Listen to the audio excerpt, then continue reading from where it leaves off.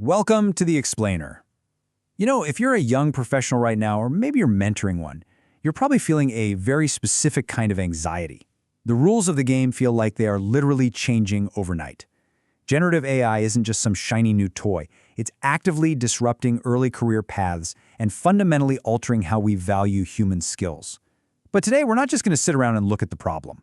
We're going to transform this macroeconomic paradox into a highly pragmatic, actionable playbook, so you can adapt, survive, and actually thrive in this new economy. To get there, we have to start with a pretty blunt question. Is AI killing the corporate ladder? Because for decades, the traditional path for a 20-something entering the workforce was crystal clear. You start at the bottom, doing the repetitive, codifiable grunt work to learn the ropes, and slowly you climb your way up. But recent data suggests that the very bottom rungs of this ladder, they're being systematically dismantled. The traditional entry point is breaking down. And we've got the hard numbers to prove it. A massive new study by Stanford economists tracked employment trends for millions of workers, and the headline figure is a total wake-up call. We're looking at a 13% relative decline in employment for 22 to 25-year-olds in highly AI-exposed jobs since late 2022. That timeline is no coincidence, by the way. That's exactly when generative AI tools like ChatGPT exploded onto the scene. And we're talking about major impacts in fields like software development and customer service. Section 1. The entry-level job shock.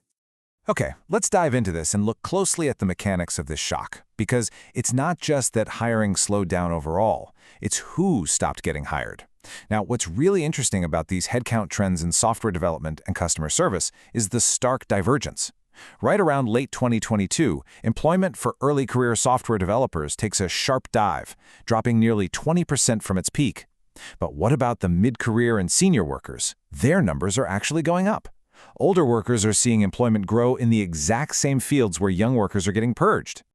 Section 2. The Great Skill Homogenization. So, to understand why this is happening, we need to shift our focus away from the simple, scary word automation and look at a deeper macroeconomic mechanism. We call this the Great Skill Homogenization. AI isn't just doing tasks, it's fundamentally altering the value of specific human skills. It creates this fascinating paradox between two forces, the equalizer versus the amplifier. On the ground level, generative AI acts as an equalizer. It compresses skill differences because it raises the floor for novices. It takes the codifiable, checkable tasks that entry-level workers used to do, and it just automates them. But at the macro level, AI acts as an amplifier. Because human skills are being homogenized, economic value shifts away from raw codifiable skills and concentrates into complementary assets, things like proprietary data, massive computational power, and strategic business routines. So basically, AI equalizes individual performance, but it widens aggregate inequality by rewarding whoever owns the infrastructure. And this brilliantly illustrates the equalizer effect in action. In a study of customer support agents, giving them access to an AI assistant raised the issue resolution rates of novice, bottom quintile agents by a massive 35%. That's huge. But for the top-performing experts, their performance gained exactly 0%. Generative AI is an additive technology. It provides a common baseline that lifts the absolute weakest performers but doesn't do much for the best. And think about it. If a novice with AI can instantly perform like a mid-level employee, companies suddenly have zero incentive to hire brand new unassisted novices and pay to train them up. Section 3. The Tacit Knowledge Shield. So, that totally explains why the young workers are losing out. But why are the older workers surviving and even thriving? What's protecting them from this homogenization effect? Well, the crucial point is something called tacit knowledge. Tacit knowledge is the unwritten stuff. It's the complex judgment, the nuanced client management, the deep understanding of a company's bizarre internal processes that you really only gain through years of experience. Generative AI trains on text and data. If a skill isn't written down, the AI literally can't learn it. This tacit knowledge acts as an invisible shield for senior staff. Their expertise makes them completely complementary to AI. They use the AI to automate the boring parts of their day, multiplying their own productivity while remaining absolutely irreplaceable themselves. Section 4. Your AI Survival Playbook. Let's move to and see how this builds into something you can actually use. We've diagnosed the macroeconomic problem. Now let's pivot to the microeconomic solution. How do you, as an individual, navigate a labor market where the bottom rungs are just gone? If the traditional corporate ladder is broken, you've got to bypass it by adopting an alternative career architecture. Research on the modern AI economy points to 3 highly lucrative, highly critical paths that sidestep the standard entry-level trap. Path A is the deep tech specialist. Think elite individual contributor. Path B is the AI product or business strategist, the value extractor. And path C is the AI solopreneur, the independent no-code builder. Instead of trying to be a generalist, slowly climbing the ranks, you got to lean into highly specific, unhomogenized strengths. Let's map out exactly which path you should take.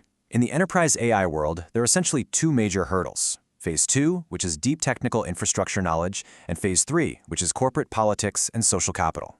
Now, if you absolutely hate corporate politics, but you love math and deep tech, your destination is the deep tech specialist. You double down on advanced algorithms and data pipelines, you become the person who solves the mathematical bottlenecks no one else can even touch. But what if you lack those deep coding skills, but you possess great strategic vision and social capital? You become the AI strategist. You treat AI as a black box and focus entirely on scoping business problems and calculating return on investment for the C-suite. And what if you want to avoid both deep enterprise engineering and corporate networking? Then you become the solopreneur. You leverage your independence and agility using no-code frameworks and AI APIs to build niche products all by yourself. You bypass the whole corporate ladder entirely.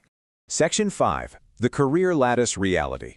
So choosing one of these paths is how you survive the current shock. But what does their broader future of work look like?